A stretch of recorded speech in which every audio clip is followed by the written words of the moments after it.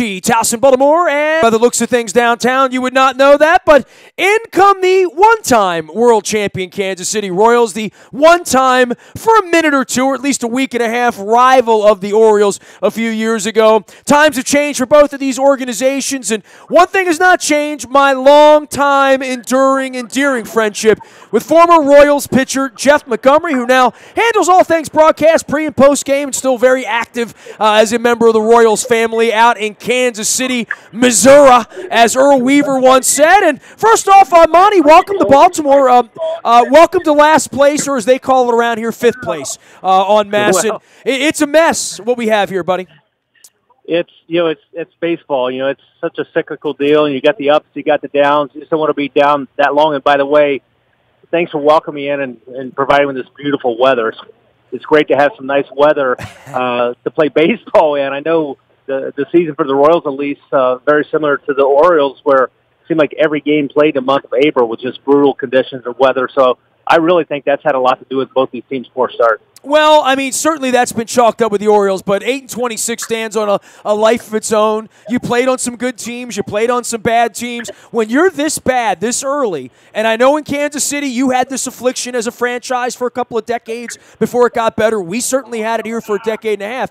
This is not a good place to be, and I guess for the fan base, there's so many questions here about who's running the place. But more than that, what can they do here to make things better quickly? And the Machado sweepstakes is really at the heart of all of this. And I know your organization went through this last year, but you had something different. You had a parade there. We haven't had that here, Yeah, I think when you look at it, you have to really kind of go day to day, and you have a responsibility as a player, as an organization, to provide your fan base with a great evening of entertainment when they come to the ballpark. Now, when you start looking at the standings, obviously that's a real that's a difficult one to cure at this stage. When you get over a month into the season, and you're looking up, and you got a couple teams in your division that are just playing ridiculously good baseball. But at the end of the day, you have to go out and prepare day in, day out, and treat each game like it's the most important one you're going to play because of that particular day it's going to be. And when you have players who are pending free agents, a lot of things happen. I know last year in Kansas City, when they started out, they had guys like Eric Hosmer and Lorenzo Cain, guys who were probably going to be wearing other uniforms, the following year. They scuffled early, and I think a lot of it was just because guys started playing for the name on the back of the jersey instead of the name on the front of the jersey, and you just see that happen. And after enough frustration sets in, guys eventually kind of get back to their norm, and they start doing things, understanding, hey, we still got 4 or 5 months of baseball left here. We got to turn this thing on, or otherwise this could be a real long season. Not just for me as a player, but me as a as a teammate of these guys. So, it's such a long year, and the Royals over the last couple of weeks have started playing a lot better baseball. And I said during the stretch when they were scuffling so bad that you win a series or two, it just changed the entire outlook. And sure enough, that's what the Royals have done.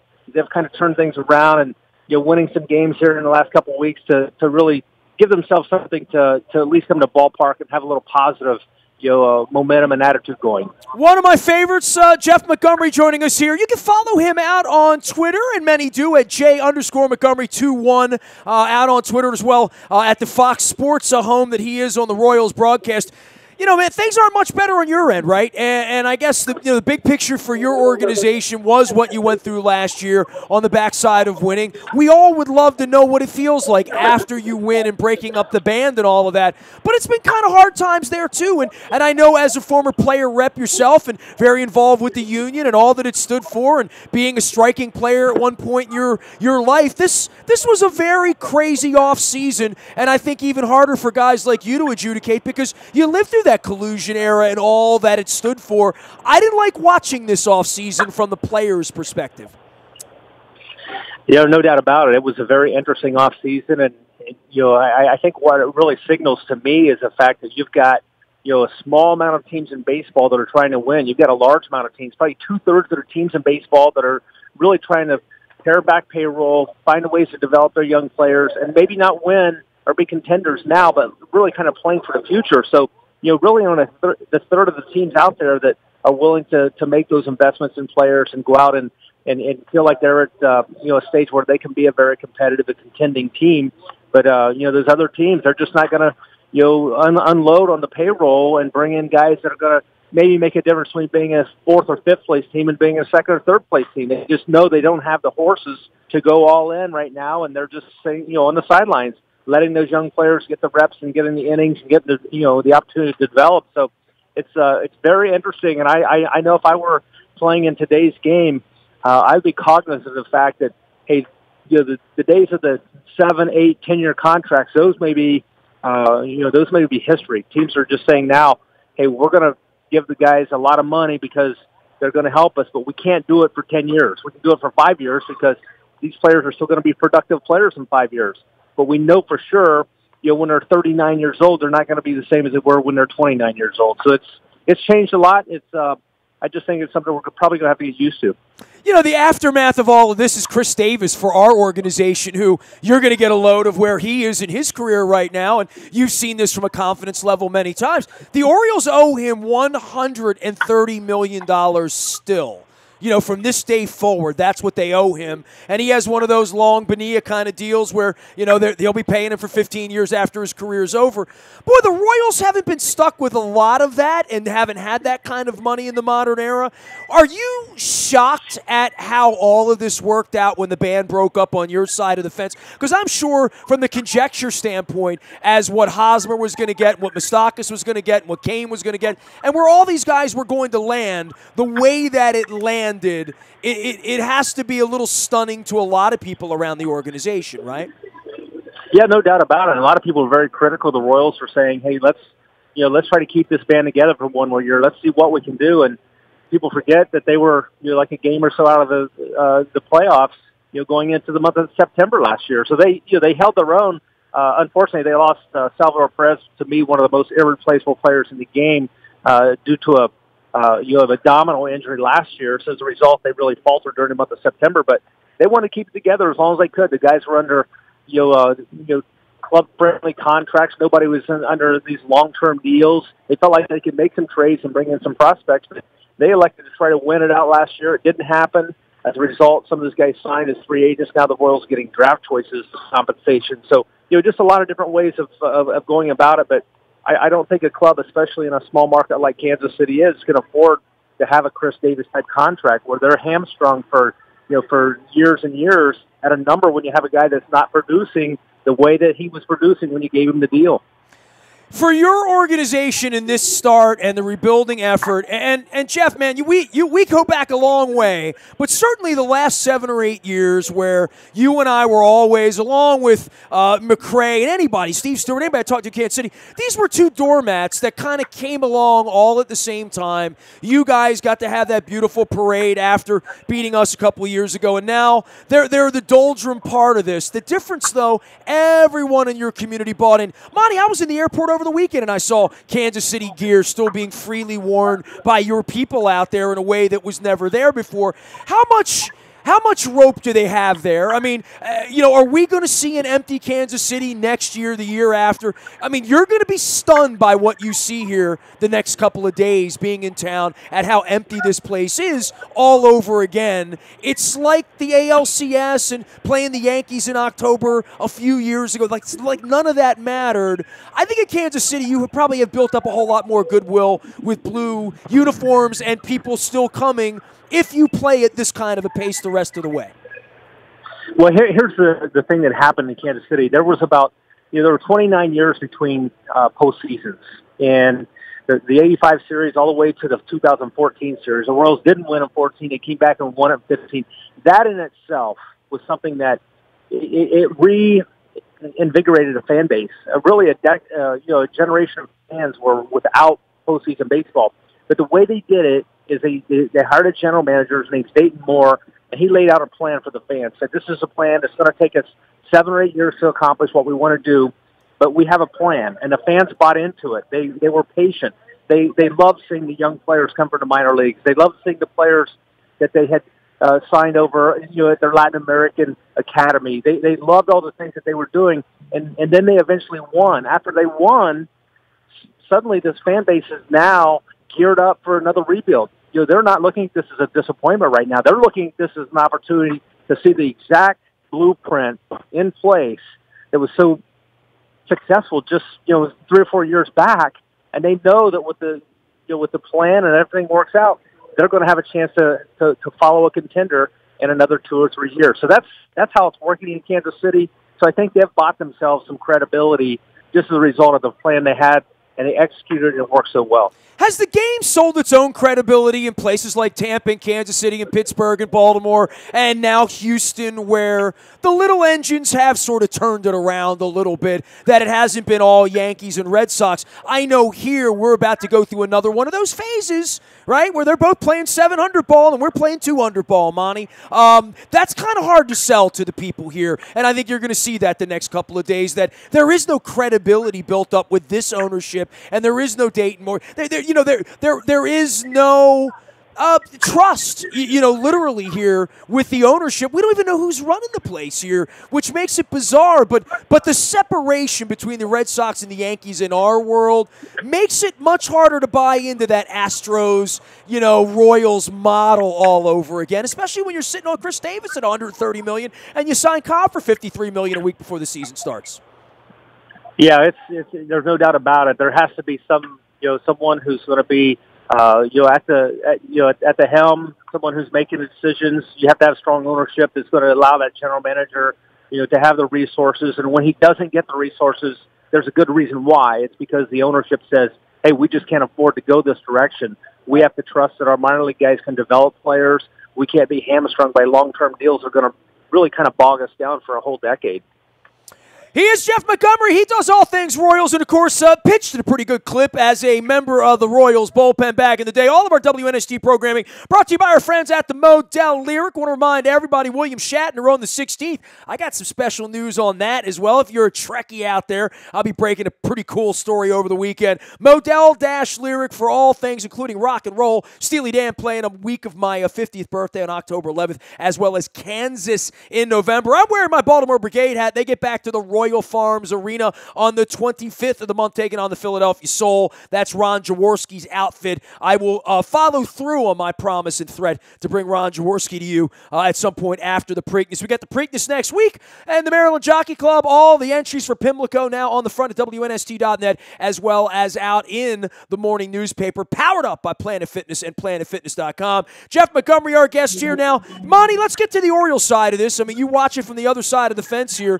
The Machado sweepstakes, where they are with Britain, where Buck is, and I know you got an earful from Buck on Tuesday. These are hard times, and I know Buck's in a good leadership position here to get them through this, but everyone around here feels lame duck, right on down to Adam Jones, Brad Brock. All of these deals end at the end of the year, and it feels as though Peter's not really involved here anymore. It's a really strange summer around here, Monty. I got to be honest with you. Well, it's just one of those things. You have to play it out. You have to see what happens. Things materialize sometimes, at a pace that a little ahead of the game. So, come end of July, what will this team look like? Who knows?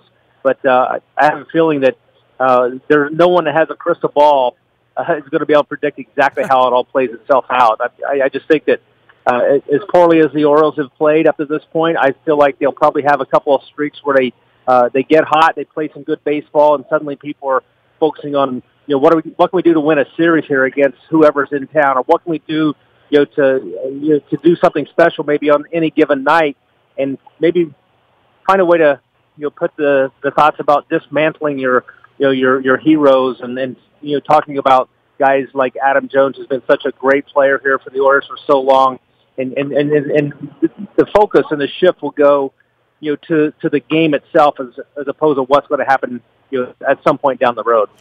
Monty, always appreciate your visits here and your baseball insights and wisdom. We have certainly gotten together at better times than 8-26 and 11-23 here. And what's really weird is I bought into this, right? I bought into Cashner and them spending money on Cobb and this one last run. And I thought Machado might hit 350 this year, and he has so far. And I thought, that they would have a chance to win 85 games. I mean, I was really wrong about that. And it really is unfortunate because there have been times where this team hasn't tried. And you and I have talked about that. But when you're spending $53 million on a pitcher a week and a half before the season starts, if that's the direction Brady Anderson wanted to go, and picking up Cashner for a rental in a year, I really did think that they put some effort into this right before opening day to sort of buy at the end. And I thought they would be better, and I think that's the hard part, is that they did take a stab at this. They did try. So I can't say that they quit on it, because we can say that about some other places where it looks more like a quit than a rebuild for the time being. But that didn't happen here. And I think that's really unfortunate for a guy like Cobb to sign into this situation, right? Well, it puts a lot of pressure and the thing I've learned, just maybe from the inside when I was a player, now watching from the outside as part of the media, is that when you bring in a bunch of different players, a bunch of new players to fill, those voids and those holes that you feel like you have, it takes a while for things to gel. We hear the term chemistry in baseball a lot, and different teams are affected differently, by that word, by the chemistry. But I can tell you that when you bring in some new guys into the mix, there's always that period of kind of guys learning, what's it take to who's going to pitch in the 8th inning, who's going to pitch in the 7th inning. It takes a while for the staff, the manager, and the pitching coach to figure those things out. It takes a while for the players to figure those things out. And sometimes you look up and the counter's already in May before you get it figured out. And maybe that's what's happening with both the Royals and the Orioles. It took a while to figure out exactly, who's going to be doing what and what role they're going to be, where they're going to hit in the lineup. Just all those things that, to me, unless you have a team that's dead set coming into the season, you have to go through that period of kind of figuring things out. And again, for some teams, it takes a little longer than others. What are you excited about with the Kansas City Royals? I mean, who's going to be on the team the next time they have that big parade there? Well, they've got a fundamental, group of guys that have been in the organization, guys like Salvador Perez and, the Whit Merrifields of the world, Chester Cuthberts. I mean, but you have a base to build off of, and then it's just the system. They have a way of developing players. They've got a very solid system. They're going to have a great selection in the draft coming up. I think they have 4 picks, in the first couple of rounds coming up this year. So they're going to bring in some young talent. But that's the thing that they do, is they shift their focus from, spending the resources at the big league level, knowing that they're going to be going through a rebuild, and they'll invest some money in the minor league. They'll invest some money in signing minor league free agents and drafting the best players available, regardless of what the slot money is going to be. So that's what I think fans, including myself, for the Royals are excited about. Just the fact that they have a really good plan. We've seen it work before, and trusting the guy that's running the ship that he's going to make it work again. Just when you think you've seen everything, the Angels go and port a kid that pitches and plays, right? I mean, we've never seen everything here, right? Exactly.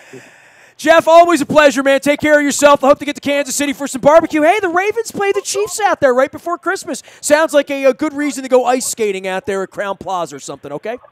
Hey, let us know. We'll see you at the Crown Center. Thanks for coming on, Monty. Be well. You bet. Jeff Montgomery, you can find him out on Twitter, J_Montgomery21. Retired baseball pitcher, it says on his Twitter. He's never retired, though. Loves the game, has always been involved in sports media and 810 WHB out in Kansas City, as well as with Fox Sports out there in their pre- and post games. One of the real good dudes in baseball, Jeff Montgomery. Also pretty good pitcher back in the day, too, if you remember the 93 All-Star game. I'm wearing my Geddy Lee shirt, my Major League Baseball shirt here in honor of Jeff Montgomery, friend of the great Geddy Lee, so that's another reason we put him on. You can find me out on the BuyAToyota.com audio vault 24 hours a day from anywhere in the world on your mobile device by downloading the TuneIn Radio app. We do come in crystal clear from anywhere in the world. Our morning newspaper ships with those Preakness entries to the Maryland Jockey Club, and all brought to you by Planet Fitness at 7 a.m. to your email inbox each and every day. Want to give a shout out to Freedmont Mortgage for all they do for us, keeping us in business for Give a Spit, and for all of our swabbings and all of our live events, including with head coach Barry Trotz. We're supporting the Rock. The Reds will be in Tampa this weekend for the Caps and the Bolts. The Lightning, they call them the Bolts. You'll catch on to it. It's going to be a wild ride here as the Caps go through the Eastern Conference Finals. Ed Frankovic and I are all over that on Twitter and everywhere you are. Facebook, Twitter, LinkedIn, Snapchat, Instagram, streaming live on our Facebook as well as our YouTube WNSTV channel. I am Nestor. We are WNST.net, AM 1570, and WNST Towson, Baltimore. And we never stop talking Baltimore sports.